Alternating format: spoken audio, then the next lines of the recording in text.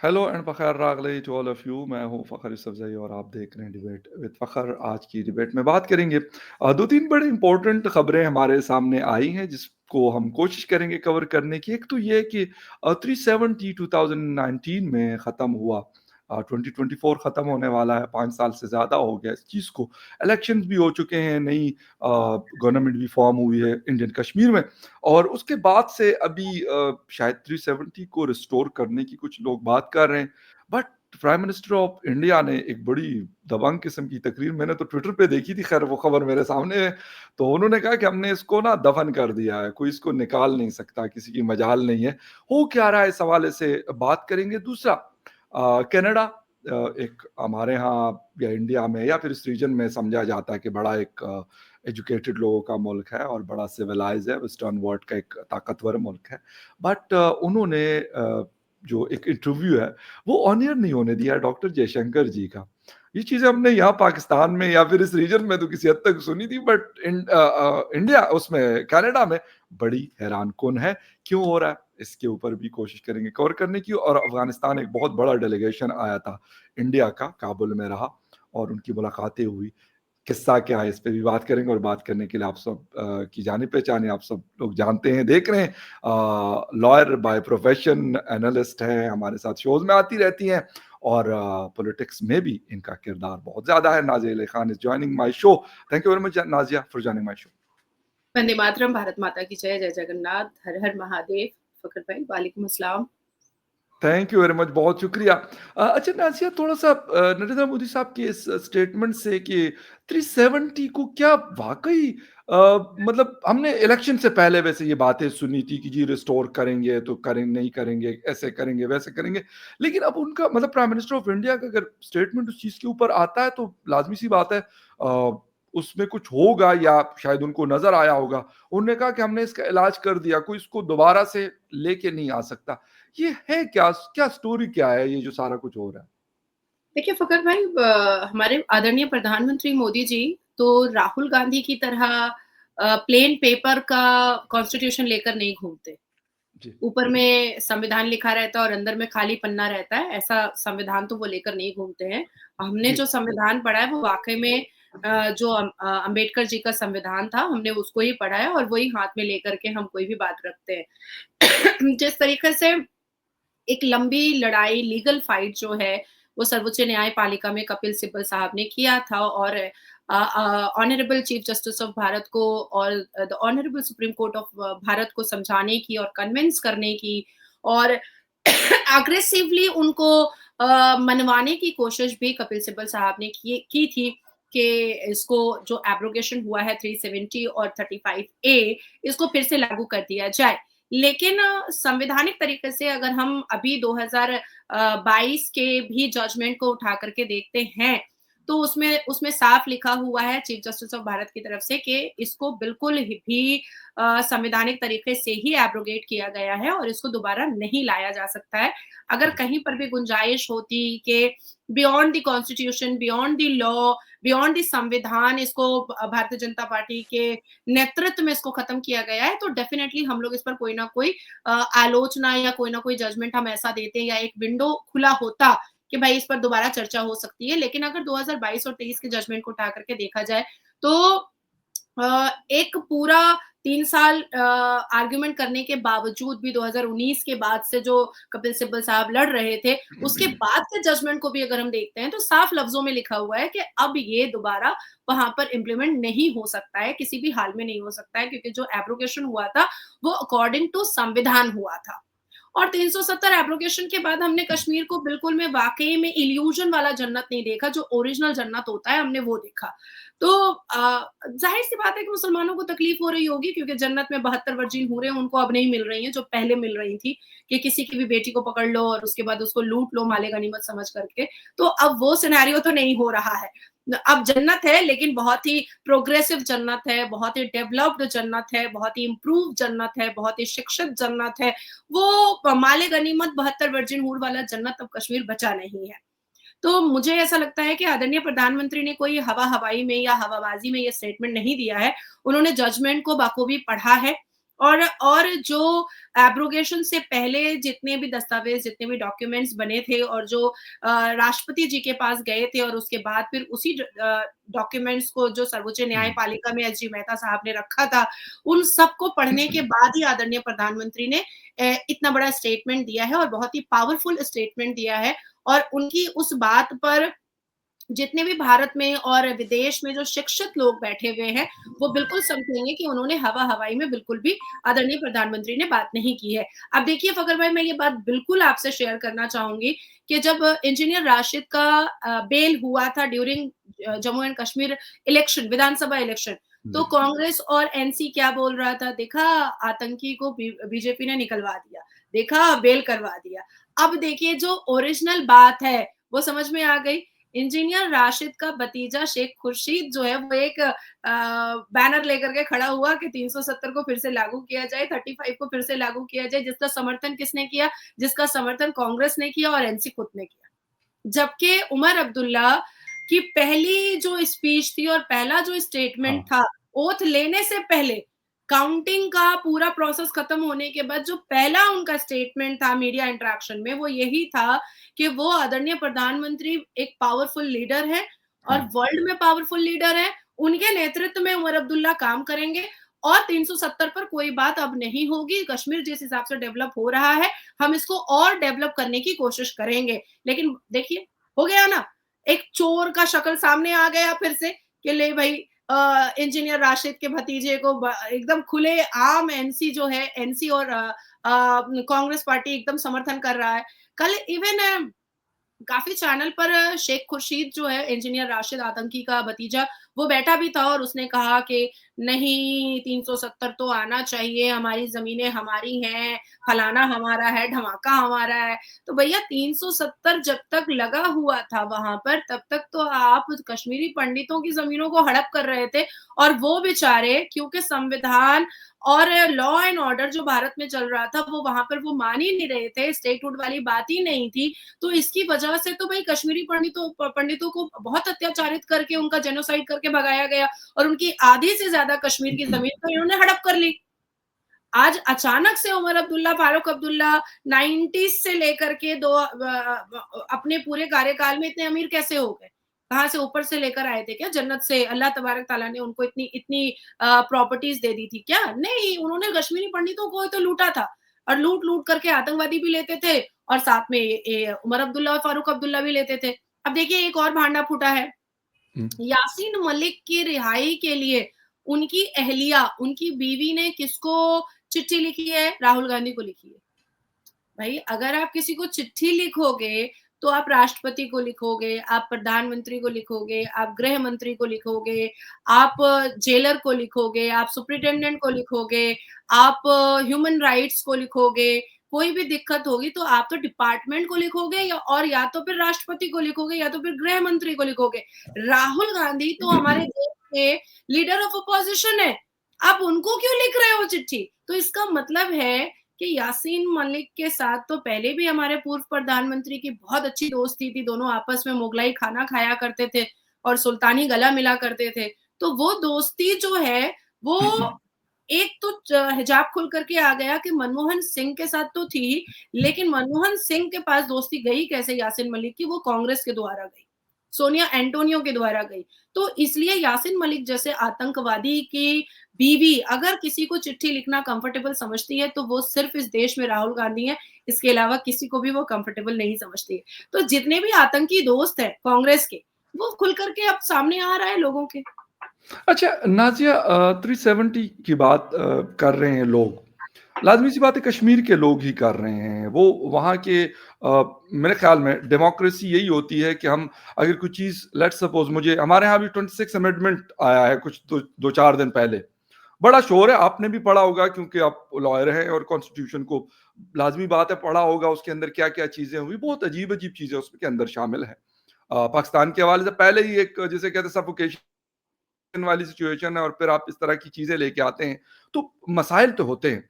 लेकिन अब उसको चैलेंज किया गया, कुछ पॉलिटिकल लीडर्स ने बहुत सख्ती से उसके ऊपर बात की, जिसमें अख्तरजान मैंगल है, मुस्तफ़ा नवाज़ कोकर है, पीपल्स पार्टी के सेनेटर रह चुके हैं। इस तरह के और मतलब 8-10 लोग हैं जिन्होंने एक writ petition Pakistan supreme court of Pakistan में वो दायर कर दिया। इसके ऊपर क्या अगर कोई बात करता है, लेट्स सपोज, वैसे तो ये 1/3 मेजॉरिटी गालिबन इसके लिए होगी, तो तब जाके इसको रिवर्स किया जाता है, क्योंकि इसको बनाने के लिए भी तो शायद 1/3 मेजॉरिटी से हुआ है ना। ऐसे तो नहीं हुआ कि मतलब नहीं, मोदी साहब ने ऐलान कर दिया और सबसे कह दिया जी वही खत्म, हाँ, हाँ। अब वो ऐलान करेंगे तो वापस, ऐसा तो नहीं है ना। ये कोई नहीं मतलब है, बिल्कुल, डिक्टेटरशिप तो नहीं है ना, प्रॉपर बिल्कुल, डेमोक्रेसी। तो ये लोग बिल्कुल। क्या नहीं समझ रहे पॉलिटिकल सिस्टम को, क्योंकि ये तो इंडिया में ही रहते हैं ना। कश्मीर चले जो भी हम कह दें, लेकिन एक जब से भी है तो इंडिया का लॉज रेगुलेशन और सारी चीजें ये लोग पढ़ते हैं, वहां पर पढ़े हैं, वहां से उनकी यूनिवर्सिटी से, और वो सारा कुछ किया। तो इनको नहीं पता क्या ये जो इस तरह की बातें करें, यार इसके लिए तो ये अगर हमें वाकई करना है तो इसके लिए हमें इतनी मेजोरिटी चाहिए, तो तब ये पॉसिबल हो सके। देखिए, सबसे पहले तो मैं कहूँगी कि आपका जो 26 अमेंडमेंट जो हुआ है पाकिस्तान का, उसके लिए कहूँगी पहले सफोकेटिव था, अब गला घोटने वाला है। तो अगर कोई आवाज़ जी, उठा रहा है, तो मुझे जरा लगता है कि बहुत ही इंटेलिजेंट लोग हैं जो आवाज़ उठा रहे हैं, क्योंकि पाकिस्तान में संविधान बिल्कुल भी नहीं माना जाता है, वहाँ पर शरिया ही माना जाता है। और जिस हिसाब से ब्लास्फेमी की सज़ा इस्लामिक पनिशमेंट के हिसाब से दी जाती है, तो वो मतलब आधा-अधूरा जो है, कोई रेप करेगा तो इस्लामिक पनिशमेंट नहीं होता है, कोई मोलेस्टेशन करता है तो पाकिस्तान में इस्लामिक पनिशमेंट नहीं होता है, कोई मस्जिद में बलात्कार कर देता है तो इस्लामिक पनिशमेंट पाकिस्तान में नहीं होता है। लेकिन अगर किसी से पर्सनल ग्रजेस निकालने होते हैं तो इस्लामिक पनिशमेंट हो जाता है ब्लास्फेमी की सज़ा दे करके। तो हुँ, मुझे लगता है कि जो और भी ज़्यादा से ज़्यादा लोगों को 26 अमेंडमेंट पर अपनी आलोचना और कन्फ्रंटेशन करनी चाहिए आपस में पाकिस्तानियों को, जिनके यू आर पास भी राइट। प्लेटफ़ॉर्म है। और दूसरी बात आती है कि देखिए, हमने अपने भारत में देखा है कि एक है असदुद्दीन अवैसी, जो बाहर से पढ़ कर के आए हैं, एक है राहुल गांधी, जो फ़ॉरेन से पढ़ कर के आए हैं, हुँ, और एक है आपके पाकिस्तान में इमरान खान, जो जी, बाहर से पढ़ के आए हैं। जी, और जी, तीनों नीलवटा सन्नाटा हैं। तीनों कुछ नहीं तीर मार पा रहे हैं। सही। तीनों टाई-टाई फुस हो जाते हैं, उठते बहुत जोश में कि ये कर लेंगे, वो कर लेंगे, मतलब घोड़ा मार लेंगे, हाथी मार लेंगे, गधा मार हाँ, लेंगे। हाँ। उसके बाद फिर पता चलता है कि भैया ये तो टाई-टाई फुस हो गया, इनको तो हुँ, नॉलेज ही नहीं है, इनको तो कुछ भी नहीं पता है। आप सोचिए कि मैं अभी ऐज में बहुत छोटी हूँ, मतलब सीनियर एसजी मेहता जी के हुँ, सामने या कपिल सिब्बल जी के सामने तो मैं बहुत, बहुत ही छोटी हूँ, अभी सीख रही हूँ। लेकिन फिर भी अगर आप मुझसे अमेरिका के कॉन्स्टिट्यूशन या कनाडा के कॉन्स्टिट्यूशन या पाकिस्तान के कॉन्स्टिट्यूशन के बारे में पूछिएगा, तो मैं आपको बिना सोचे रिप्लाई दूँगी, क्योंकि मैं उसका नॉलेज लेकर बैठी होती हूँ। तो राइट, सोचिए आप कि मैंने अपने संविधान को कितना डीप डाउन में पढ़ा होगा, या कितना डेप्थ में जाकर के मैंने समझा होगा, और बिल्कुल। संविधान में जो इमरजेंसी के वक़्त में इंदिरा गांधी जी ने जो छेड़छाड़ किया है, हम मैंने तो उसको भी अंडरलाइन करके रखा है। उसके पूरे पेजेज़ हुँ, का रिसर्च मार करके रखा है कि था ये और बना ये। तो ओके, अब जो संविधान है, जो इंदिरा गांधी के छेड़छाड़ के बाद भी है, उसको भी राहुल गांधी मानने को तैयार नहीं है। बिल्कुल भी तैयार नहीं है। जो मुँह में आता है, वो पार्लियामेंट में अनाप-शनाप बकते रहते हैं। और देखिए, परसों ही खुलासा हुआ कि वो जो लाल डायरी का एक संविधान का किताब लेकर के घूम रहे थे, वो अंदर में खाली पन्ना था। खाली पन्ना था, वो व्हाइट है बिल्कुल, ऊपर में सिर्फ लाल-लाल में लिखा हुआ है कॉन्स्टिट्यूशन ऑफ भारत।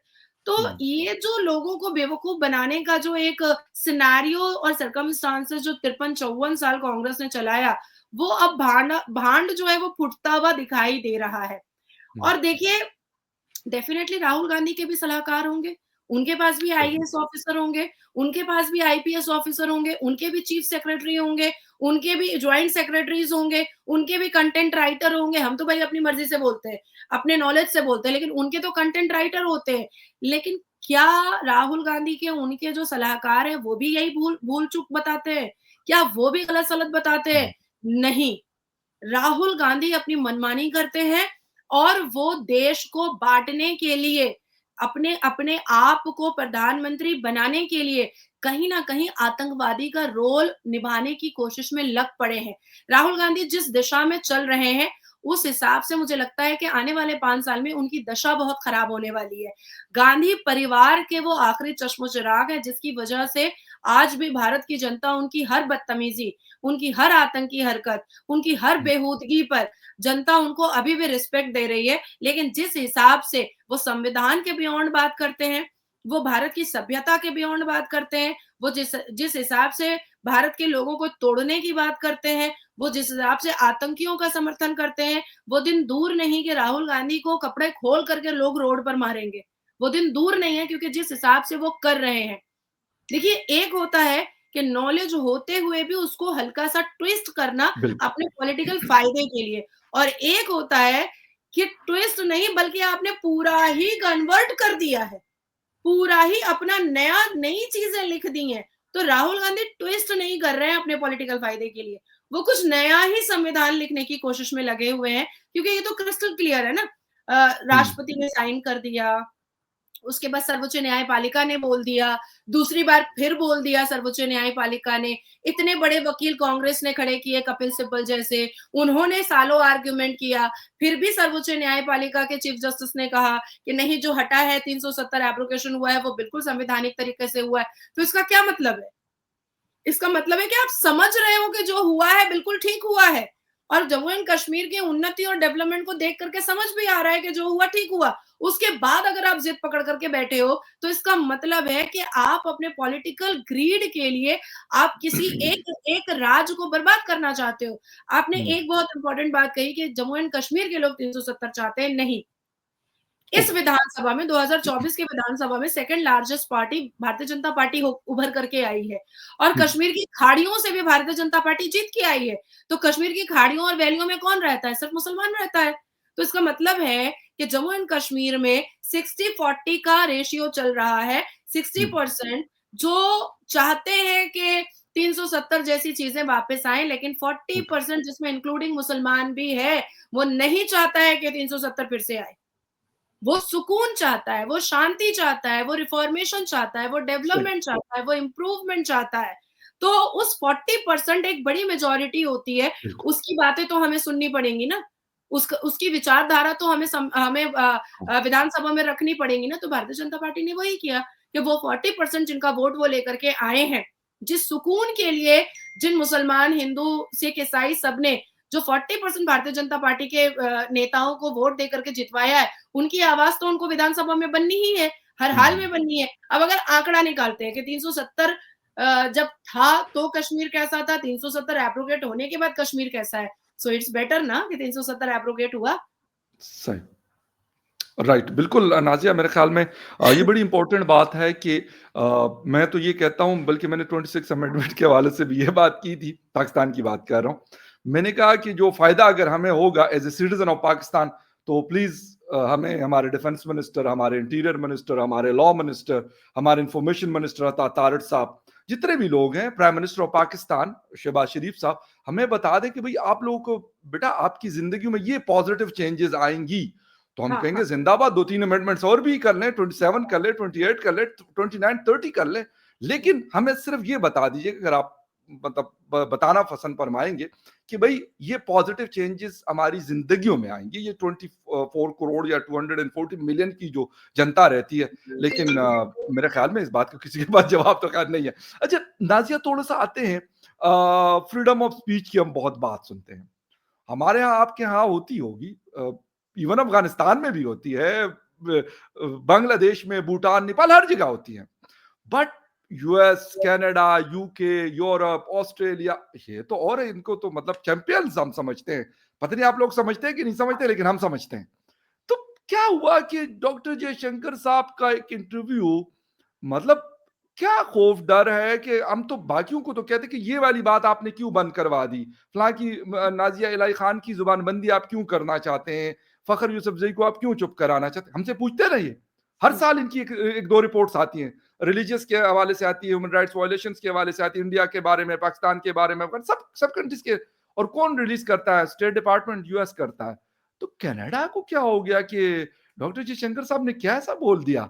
ये मसला क्या है कि उनको कहा कि यार ऑनियर नहीं करना, ये ना हो कि कोई मसला ही ना हो जाए मज़ीद। फ़खर भाई, तो मैं तो सबसे पहले आपने फ्रीडम ऑफ स्पीच की बात कही है, तो कहते जी, हैं ना कि जो जिनका दिल दुखा होता है उनको मतलब थोड़ा-सा धक्का दे दो तो वो पूरा बिलक पड़ता है। बेशक, बेशक। तो आपको पाकिस्तान में बैठे-बैठे ऐसा लगता होगा कि भारत में फ्रीडम ऑफ स्पीच बहुत है, या स फ्रीडम ऑफ एक्सप्रेशन बहुत है। मैं कनाडा पे भी आऊँगी, जी, जी, प्लीज़। लेकिन भारत में फ्रीडम ऑफ स्पीच और फ्रीडम ऑफ एक्सप्रेशन सिर्फ़ आतंकी मुसलमानों के पास है, हमारे हुँ, पास नहीं। आप सही। देखिए नुपुर शर्मा, उसने वही बात कही थी जो सही अल बुखारी और हदीस में, और जिसको ज़ाकिर भगोड़े ज़ाकिर नाइक ने भी हुँ, कहा था अपनी स्पीच और तकरीर में, वही बात कही थी। अच्छा, शायद उसकी बात डायलॉग डिलीवरी का तरीका शायद अग्रेसिव रहा होगा, ओके। लेकिन जिस हिसाब से उसके उस स्टेटमेंट के बाद कई लोगों का गला रेत दिया गया, हुँ, हुँ, तो फ्रीडम ऑफ स्पीच को मतलब वायलेट ही तो किया गया, डराया ही तो गया। हुँ, उसके हुँ, बाद फिर अभी हालिया में मैंने उत्तर प्रदेश के कावड़ यात्रा नेम प्लेट को समर्थन किया था। मैंने कहा था कि हाँ, बिल्कुल मुसलमान क्यों महादेव ढाबा रखेंगे? मुसलमान क्यों रखेंगे दुर्गा माँ ढाबा? मुसलमानों को तो नहीं रखना चाहिए, उनको अपने नाम से हुँ, रखना चाहिए। अब हिंदू अगर मुसलमानों के पैगंबर के नाम से या मुसलमानों के सूफियाओं के नाम से अपना ढाबा रखेंगे तो उनको तो बुरा लगेगा, डेफिनिटली बुरा लगेगा, मुझे भी बुरा लगेगा। तो इस पर ऑलमोस्ट मेरे ऊपर 50 से ऊपर एफआईआर हुए, और हुँ, वो भी सिर्फ वेस्ट बंगाल में, सिर्फ। हालाँकि मैंने ये स्टेटमेंट उत्तर प्रदेश में दिया है, महाराष्ट्र में दिया है, दिल्ली में दिया है, दुबई में दिया है, हुँ, और सही। वो उसका पूरा का पूरा पूरे हमारे भारत के 28 स्टेट में से सिर्फ 1 स्टेट पश्चिम बंगाल है, जहाँ पर मेरे ऊपर 50 अधिकतर 50 मेरे ऊपर एफआईआर हुए, ओके। और अलीपुर कोर्ट के परिसर में मुझे जला करके मारने की कोशिश की गई, जला करके। Oh my God! Alipur court के परिसर में, इनसाइड द कोर्ट, मतलब हजारों लोगों ने मुझे घेर लिया, और उसके बाद फिर नारेबाजी, नारे तकबीर करना स्टार्ट कर दिया, और कहा कि आज तो इसको जला देंगे, कोर्ट भी जला देंगे, काट देंगे, इसको खत्म कर देंगे। हुँ, हुँ, तो फ्रीडम ऑफ स्पीच हमारे भारत में भी नहीं है। फिर हमें क्या करना पड़ता है कि अपनी फ्रीडम ऑफ स्पीच को दोबारा लेने के लिए हमें कोर्ट जाना पड़ता है कि देखिए हमारे साथ ये हुआ, मुसलमानों ने हुँ, हमारे साथ ये किया, इतने एफआईआर किए, हमें स्टे दीजिए, हमें हमें बेल दीजिए। तो बेल तो लेना ही पड़ा, हुँ, हुँ, 50 एफआईआर में तो बेल तो लेना ही पड़ रहा है।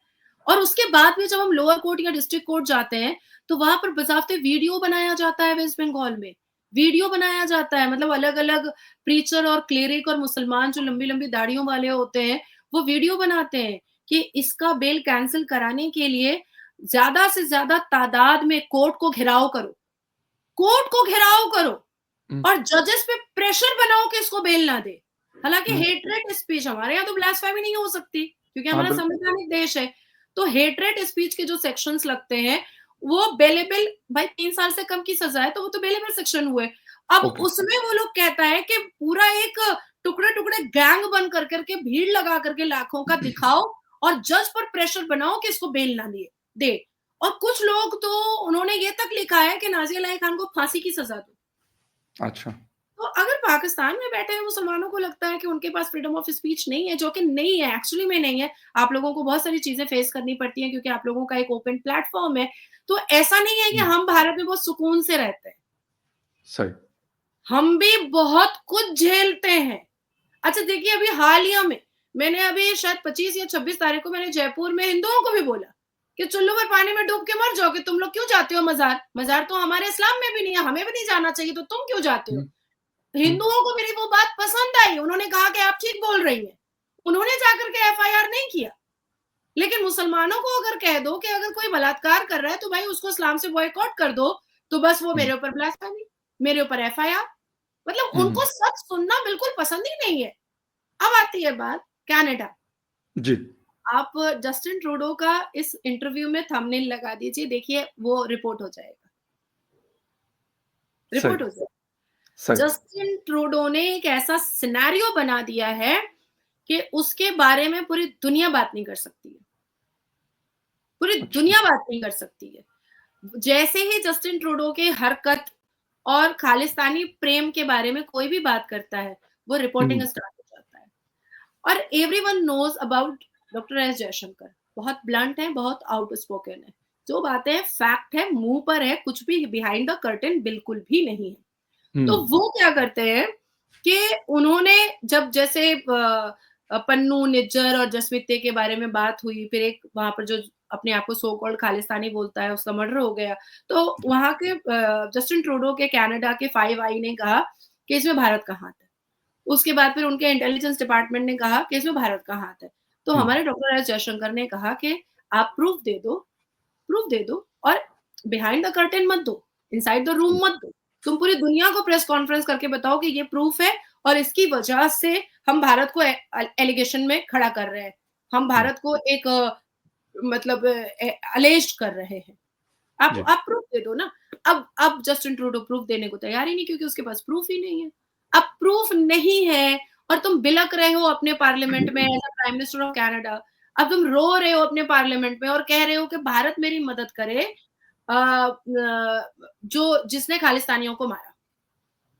अब भारत क्यों मदद करेगा भाई? तुमने तो अक्यूज़्ड बना दिया भारत को। तुमने तो एलिगेशन लगा दिया भारत पर। अब तुम्हारा काम है कि तुम उसको प्रूफ करो जो तुमने एलिगेशन लगाया है। अब प्रूफ करने को भी तैयार नहीं है और प्रूफ देने को भी तैयार नहीं है और हुँ, आलोचना करने को भी तैयार नहीं है। तो इसलिए अपनी कमियों को जो जस्टिन ट्रूडो जो है वो छुपाने की कोशिश में लगा हुआ है। अब उसने क्या किया है? उसने बिल्कुल एक गज़ेट इश्यू कर दिया है कि चाइना, पाकिस्तान, अमेरिका, भारत ये साइबर क्राइम करते हैं। ये मेरे बारे में गलत अफ़वाह फैलाते हैं। इनकी कोई भी वीडियो आएगी, उसको ब्लॉक कर दो। उसको चलने मत दो। ओके। अच्छा, जी। माय मतलब गॉड! मतलब जस्टिन ट्रूडो क्या करना चाह रहा है? अपनी एक अलग दुनिया बनाना चाह रहा है। वो हुँ, कनाडा कनाडा ऐसे ही इकोनॉमिकली बहुत प्रॉब्लम में है, बहुत क्राइसिस में जा रहा है, क्योंकि हर कोई उससे हाथ खींच ले रहे हैं। यहाँ हुँ, तक कि फ्रांस जो हमेशा उसके साथ रहता था कनाडा के, वो भी उससे हाथ खींच लिया है। डच हाथ हुँ, खींच लिया है, इटली हाथ खींच लिया है।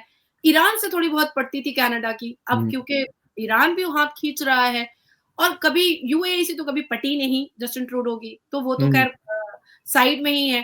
अब भारत से आप इतना ज़्यादा आप उसको अलेज्ड करोगे, उसको आप इतना डिफेम करोगे और फिर आप हुँ, ये सोचोगे कि भारत आपकी मदद करे, भारत बिल्कुल मदद करता। आपके आतंकी खालिस्तानियों के मर्डरर को ढूँढने में बिल्कुल मदद करता, लेकिन आपने तो डायरेक्ट एलिगेशन भारत पर लगाया। और अब जब डॉक्टर एस जयशंकर इस बारे में कोई भी बात करना चाहते हैं, तो म्यूट। हुँ, उनकी बात बाहर नहीं जाएगी। माय तो गॉड! मुझे लगता है कि अपने चरित्र का जो परिचय है वो खुद दे रहा है और कनाडा आज जिस कगार पर आकर के खड़ा हो चुका है, वो पूरी दुनिया को समझ में आ रहा है, बिल्कुल अकेला बिल्कुल, है। और कैनेडियन जो एब्सोल्यूटली वहाँ के रेज़िडेंट हैं फ़खर भाई, वो तो खुद अब जस्टिन ट्रूडो से वन टू वन बात करना चाहते हैं कि आप हुँ। कनाडा को खत्म कर रहे हैं धीरे-धीरे। बिल्कुल सही और नाज़िया बस आखिर में एक चीज़ पूछना चाहूँगा। जी, अफ़गानिस्तान एक डेलीगेशन आया जो वहाँ के जेपी सिंह साहब हैं, सेक्रेटरी हैं एक्सटर्नल फ़ॉरेन अफ़ेयर्स के और डिफेंस मिनिस्टर ऑफ अफ़गानिस्तान से और जो फ़ॉरेन मिनिस्टर अफ़गानिस्तान हैं, आमिर ख़ान मुत्तकी और मौला याकूब से उनकी मुलाकातें हुई। बड़ा एक मतलब टाइम के बाद इस तरह का डेलीगेशन आया, इससे पहले भी कुछ लोग आए थे एक्सटर्नल मिनिस्ट्री ऑफ इंडिया के। लेकिन ये फर्स्ट टाइम एक बाकायदा डायलॉग्स हुए हैं। जी। क्या देख रही हैं कि इंडिया यानी ये नहीं कहता कि यार अफ़गानिस्तान को किसी ने रिकॉग्नाइज़ नहीं किया तो हम उसके साथ ताल्लुकात नहीं रखेंगे या ऐसे छोटे कंट्रीज़ हैं दुनिया में जो नॉर्मली लोग इग्नोर कर लेते हैं, मैं ये कहूँगा मतलब मेरा कहने का मतलब सिर्फ़ हुँ, ये सादा-सा। तो क्या चीज़ें ऐसी हैं कि ईरान के साथ तो ताल्लुक है हिंदुस्तान का बहुत अच्छा, चाबहार पोर्ट है उनके पास, आना-जाना है, कारोबार है, रशिया के साथ बहुत अच्छा है, चीन के साथ अब दोबारा से जैसे एक मैं कहूँगा कि बाउंड्री जो दोबारा है से वो मिल रहे हैं, डिस्प्यूट खत्म हो रहे हैं, कॉन्फ्लिक्ट जो हैं वो खत्म हो गए हैं तकरीबन या खत्म होने को हैं। तो अफ़गानिस्तान के अंदर दोबारा से अब इंडिया फ़ोकस कर रहा है। ऐज़ ए पाकिस्तानी मैं आपसे ऐज़ ए जर्नलिस्ट आपसे मैं पूछ रहा हूँ कि क्या ऐसी चीज़ें हैं कि मतलब कोई बॉर्डर भी नहीं है, लेकिन वो ये नहीं कहता कि यार वेस्ट अफ्रीका का एक छोटा-सा कंट्री है, उसके ऊपर भी फ़ोकस किया हुआ है और America, Canada, UK, France middle east, यूरोपीय यूनियन उन पे भी फ़ोकस किया हुआ है। ऐज़ ए मैं बहुत थोड़े फ़ॉरेन से में पॉलिसी की खत्म बात करें। करूँगी इसको, इस श्योर, टॉपिक को मैं बहुत थोड़े से में खत्म करूँगी because I sure, have sure. A show. तो एक्चुअली में देखिए, इग्नोरेंस इज़ नॉट भारतीय नेचर, ओके, छोटा हो या बड़ा हो, है तो देश ना, है तो यस। देश। और जिस हिसाब से अफ़गान डेवलप किया है, कुछ साल में हमने देखा है कि पहले लोग हँस रहे थे। लोग हाँ, मज़ाक उड़ा रहे थे, यू आर ये राइट। देखो ये चलाएगा अफ़गान को, ये देखो, ये बड़े-बड़े सलवार पहन कर के चेयर हाँ, पर बैठे बिल्कुल, हुआ है, ऐसे चुक्कू-मुक्कू और ये बनेगा एजुकेशन मिनिस्टर, लोग ऐसे मज़ाक उड़ा रहे थे। You are right. But the way Afghan developed, but the way Afghan adopt technology, वो वाक़ई में सराहनीय है, वाक़ई में सराहनीय है। और मुझे ऐसा लगता है कि जो डायलॉग्स और एक डायस्पोरा जो अफ़गान का और हमारे भारत के डिप्लोमेट का बना है, उसमें एक चीज़ बिल्कुल भी बातचीत होगी आगे चल कर के जिसका पार्ट मैं भी बनने की कोशिश कर रही हूँ और शायद जी, टच वुड अगर भगवान राम की कृपा रही तो बन जाऊँगी। अ, वुमेन फंडामेंटल राइट।